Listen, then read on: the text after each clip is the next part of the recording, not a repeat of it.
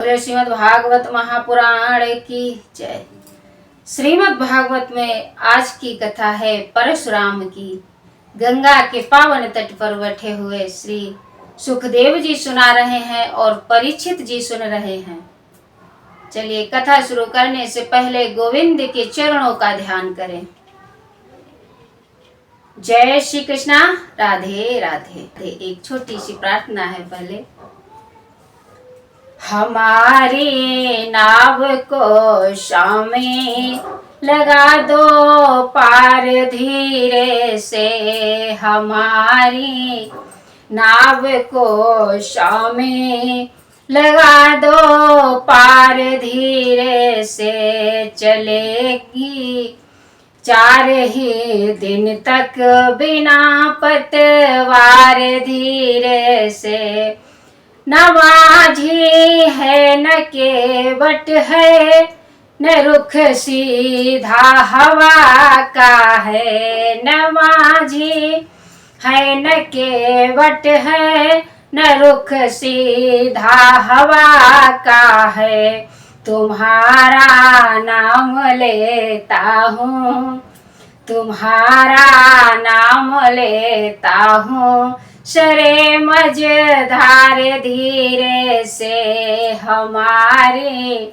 नाव को शामी लगा दो पार धीरे से, अंधेरे में उजाले के लिए इतना जतन ही है, अंधेरे में उजाले के लिए इतना जतन ही है, दिखा दो सावरी सूरत मेरे सरकार धीरे से, दिखा दो सावरी सूरत मेरे सरकार धीरे से, हमारी नाव को शामी लगा दो पार धीरे से, जगत की नोक झोंकों से या नैया डिग नहीं सकती,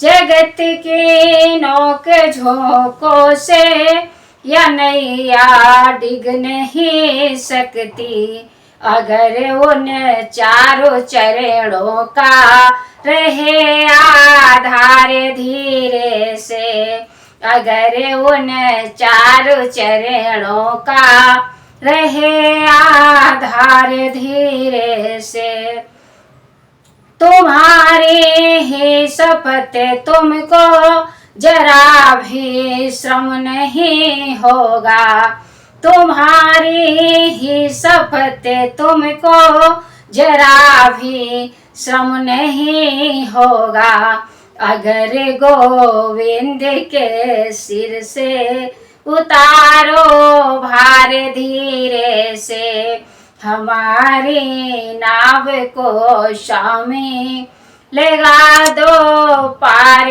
धीरे से। बोले गोविंद भगवान की जय।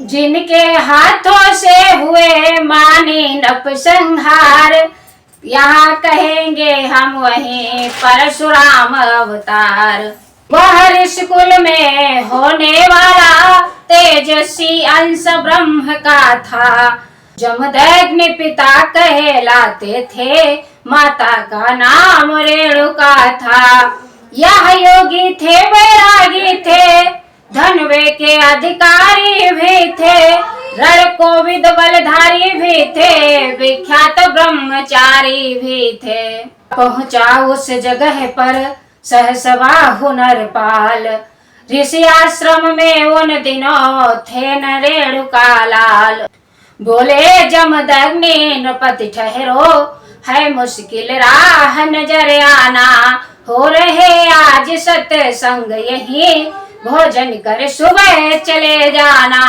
नप बोले आज्ञा स्वीकृत है, पर साथ हमारे सेना है, जिसका सारा प्रबंध करके भोजन पानी भी देना है।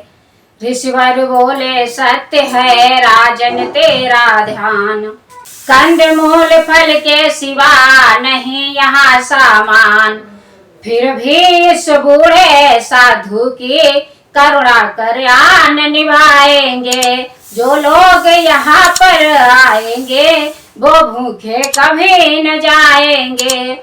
जो होगा देखा जाएगा, तू तो सेना को ठहरा दे। स्नान और संध्या करके कुटिया के आगे बिठला दे। सहसवाहु नरपति हुआ ऋषिवर का मेहमान, कामधेनु ने कर दिया सब स्वागत सामान। जमदग्नि के पास कामधेनु गाय थी, उसने सबका स्वागत किया, सबको भोजन कराया।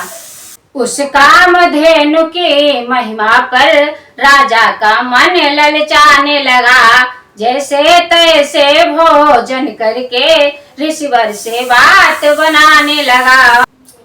मुनिराज आप तो त्यागी है, होना चाहिए विराग तुम्हें। फिर इस दुनियावी चीजों से क्यों ना हक है अनुराग तुम्हें। इस कामधेनु को रखने से कुछ मतलब नहीं निकलता है। हाँ, अगर हमारे पास रहे तो काम हमारा चलता है। रहती है भीड़ वहाँ प्रतिदिन सैकड़ों अतिथि मेहमानों की, पड़ती है मांग घड़ी पल में कुल भोजन के सामानों की। ऋषि बोले राजन से मेरी गाय न जान, है मेरी ही तरह से यह मेरी मेहमान। यह कामधेनु मेरे घर पर सुरपति से मांगने आई है। मांग ले उन्हीं से जाकर तू, यदि तुझको ज्यादा भाई है।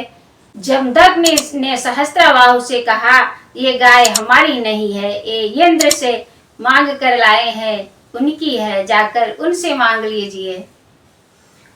बात बात में बढ़ गई दोनों में तकरार।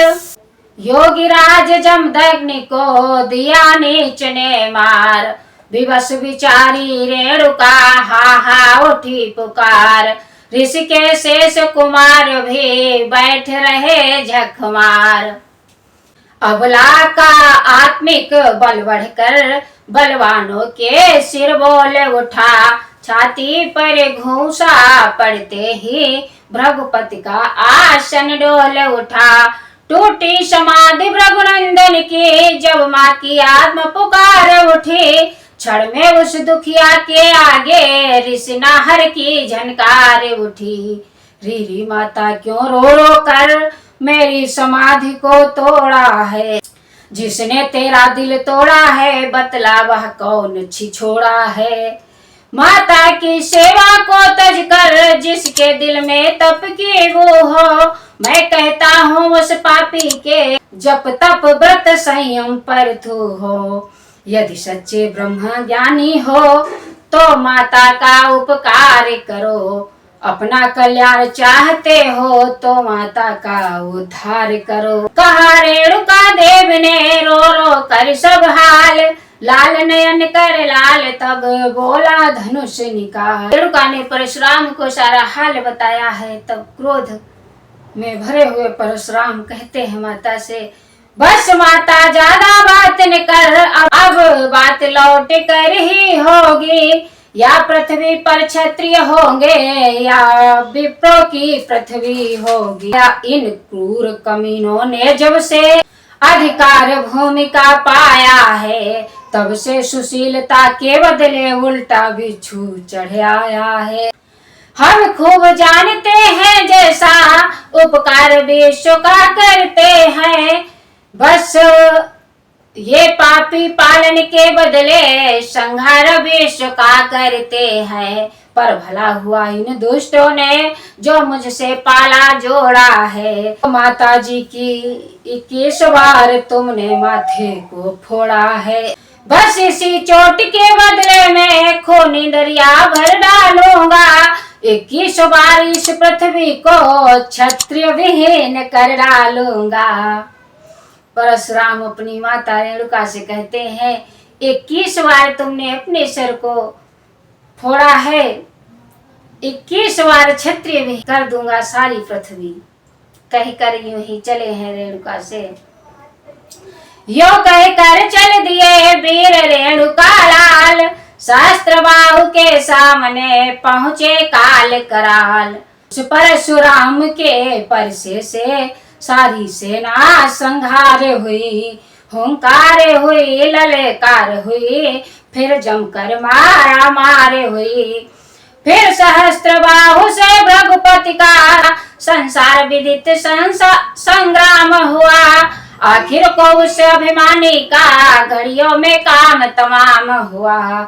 जिस सहस्त्र बाहु ने बंधुआ कर रावण को नाच नचाया है, उस महावीर को भृगुपति ने क्षण भर में मार गिराया है। कुछ वही नहीं जितने क्षत्रिय इस भूतल पर अभिमानी थे, वे या तो स्वर्ग सिधारे थे या डर से पानी पानी थे। प्रणवीर धीर बलधारी ने आजन्म प्रतिज्ञा पाली थी, 21 बार अपने बल से पृथ्वी निछत्र कर डाली थी। उस एक लंगोटे वाले से हारा सारा क्षत्रिय दल है, वो भारत वालों याद रहे या ब्रह्मचर्य व्रत का फल है। 21 बार निछत्र पृथ्वी कर दी है परशुराम ने। इससे भी पहले हुई एक अनोखी बात, माता पिता की भक्ति में थे रघुपति विख्यात। श्री सुखदेव जी परीक्षित से कहते हैं, राजन इससे भी पहले की एक कथा सुनाते हैं तुम्हें। परशुराम माता पिता के कितने बड़े भक्त थे। गई रेणुका एक दिन जब भरने को नीर, रुकी रही कुछ देर तक उसी नदी के तीर। एक दिन रेणुका जल भरने के लिए गई, वहां नदी के पास कुछ वक्त लग गया उन्हें।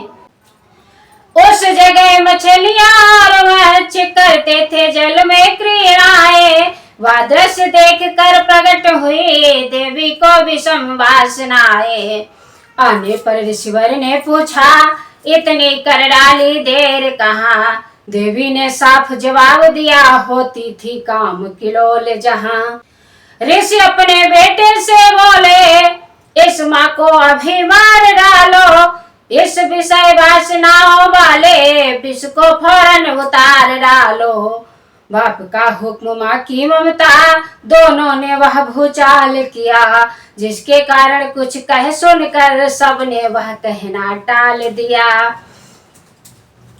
नदी में जल भरने के लिए गई, वहां कुछ समय लग गया। आने पर जमदग्नि ने पूछा कि इतनी देर कहाँ लग गई? तो कहने लगी, इतनी देर वही लग गई, मैं मछलियां विहार कर रही थी तो मैं देखने लगी। इतना सुनते ही जमदग्नि ने अपने बेटों से कहा कि इस माँ का सर उतार दो। बेटों ने एक एक करके सुन के सभी ने टाल दिया, किसी ने नहीं सुनी उनकी बात। उसी समय आए वहां कर्मवीर प्रणपाल, उनसे भी जमदग्नि ने अपना किया सवाल। उसी समय परशुराम आ गए, वही सवाल परशुराम से भी किया।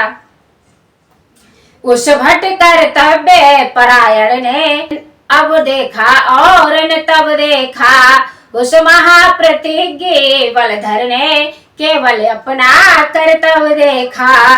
घिंघियाते हुए बंधु देखे अथवा शक्ति माँ देखी, उनकी आत्माओं से पूछो शांति की न कहीं राह देखी। तत्काल बिना कुछ कहे सुने पर से की सीधी धार हुई, यानी बेटे के हाथों से बूढ़ी माता संहार हुई। ऋषिवर ने फिर से आज्ञा दी, बेटा फिर सीधी धार करो, जैसे माँ को संहार किया त्यों ही भाई संहार करो।